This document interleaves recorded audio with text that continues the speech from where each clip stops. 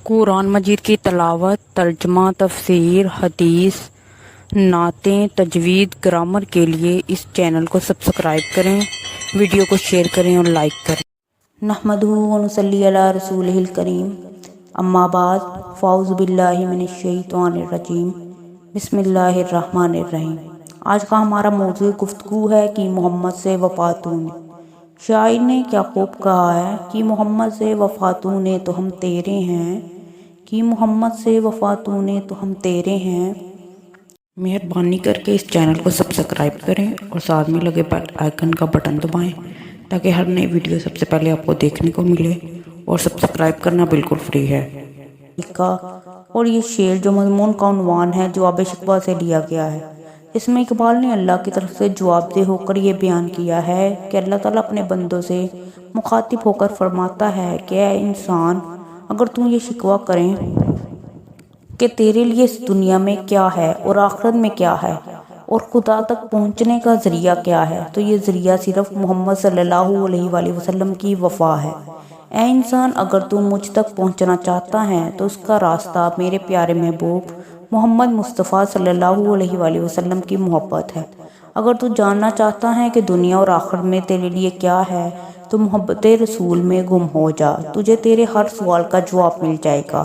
یہ کائنات، دن رات، سورج، چاند، ستارے، ساری روشنیاں، ساری رحمتیں اسی محبوب کے لیے بنائی گئی ہیں۔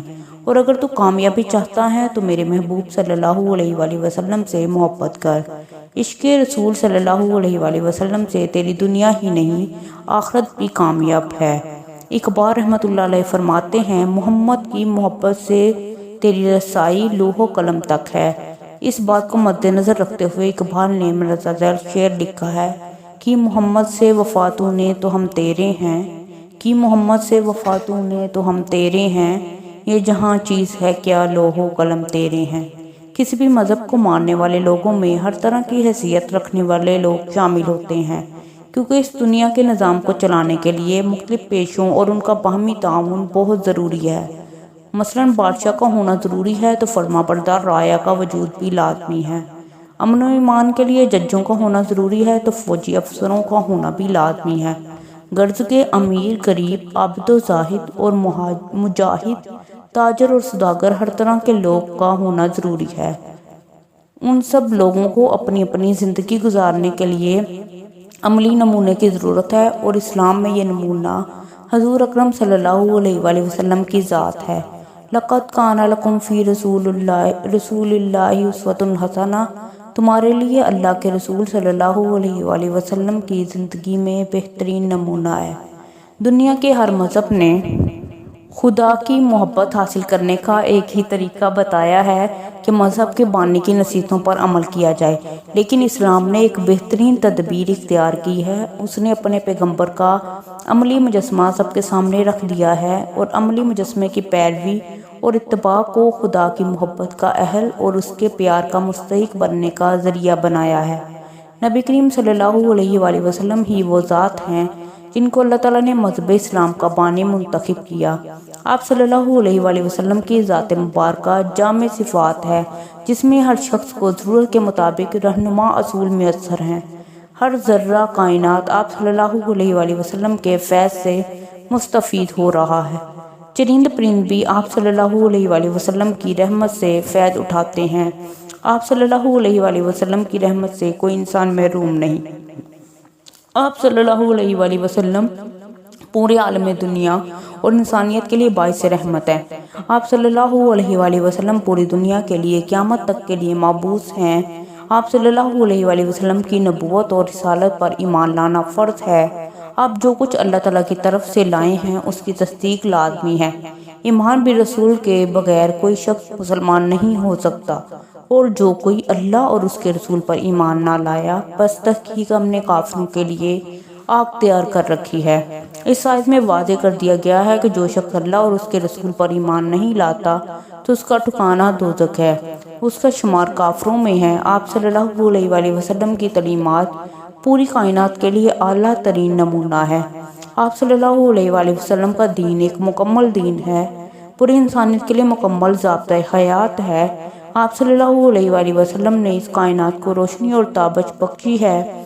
آپ صلی اللہ علیہ وآلہ وسلم کی ذات مبارکہ ایسا ابر باراں ہے جس نے برس کر دنیا کی کھیتیاں سیراب کر دی ہیں۔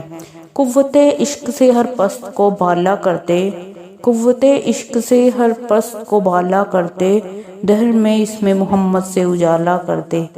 نبی کریم صلی اللہ علیہ وآلہ وسلم کی محبت لازم ہے، کیونکہ اللہ تعالیٰ کی محبت حاصل کرنے کا بہترین ذریعہ محبت رسول صلی اللہ علیہ وآلہ وسلم ہے۔ چنانچہ اللہ تعالیٰ فرماتا ہے، کہہ دیجئے اگر تمہارے باپ اور تمہارے بیٹے اور تمہارے بھائی اور تمہاری عورتیں اور تمہارا قبیلہ و کنبہ اور تمہارا مال جو تم نے کمایا اور تجارت جس کے مندہ ہونے سے تم ڈرتے ہو اور گھر جو تم پسند رکھتے ہو تمہارے نزدیک اللہ اور اس کے رسول اور اس کی راہ میں جہاد سے زیادہ پیارے ہیں تو انتظار کرو یہاں تک کہ اللہ اپنا حکم بھیجے، اور اللہ نافرمان لوگوں کو ہدایت نہیں دیتا۔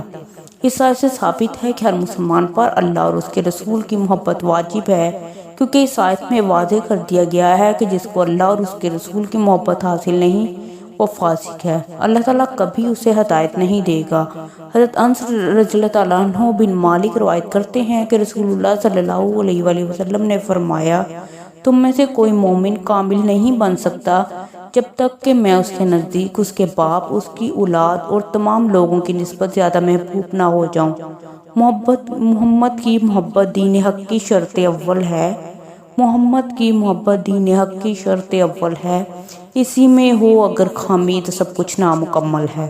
دین کی تعمیل کے لیے عشق رسول ہونا شرط ہے، اگر عشق رسول نہیں تو دین کی تعمیل بھی نہیں، کیونکہ عشق رسول ہی عشق خداوندی ہے، اور عشق رسول صلی اللہ علیہ وآلہ وسلم کے لیے ضروری ہے کہ آپ صلی اللہ علیہ وآلہ وسلم کے احکامات کی پیروی کی جائے، جو کچھ فرمائیں اس پر عمل کیا جائے۔ اللہ تعالیٰ کا بھی یہی ارشاد ہے کہ جس نے رسول کی اطاعت کی گویا اس نے میری اطاعت کی، کیونکہ نبی کریم صلی اللہ علیہ وآلہ وسلم کو اللہ تعالیٰ نے اپنے احکامات انسانوں تک پہنچانے کے لیے بھیجا ہے۔